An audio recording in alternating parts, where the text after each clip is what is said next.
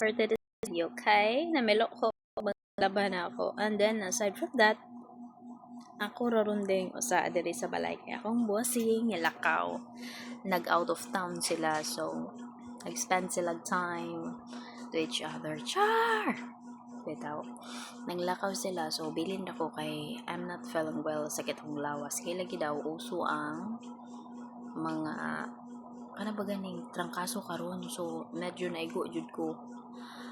Sakit siya. So guys, akong gibati kay sakit akong lawas. Aside from that, sakit akong kamot, akong tiil ang akong gibuhat is nagkuha ko og ice, tubig. Then akong gipalanay sa ang ice, gibutangan ako og suka, asin. Akong gihulom dito nga akong kamot, like bugyo siya taman. Pero before that, buhat make sure nga ice. Sorry, make sure ang ice nalanay na. After tsada kay feeling jud. Tsada.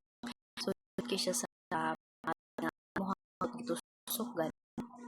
Pag inyong kamot guys, like maka-feel mong ganam, like something nga sakit, inyong buhaton is magkuha mong tubig, ice, suka, ug asin, ihulom nimo dito ang imong kamot.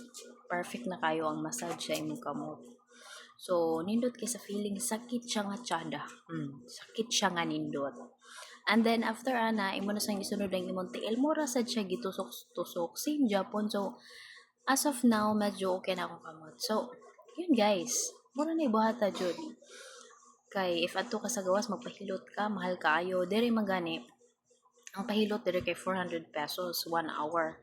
So, wa mo pang afford ana. So, I make my own char. So, bitaw, mo to. Anangwan kog way unsay pwede kay sige lagi akong kamot og konti ambot bag ano basta gipamaol ko. So, mara to akong gibuhat. So, that's all guys, and see you next time again sa Info. And then bye.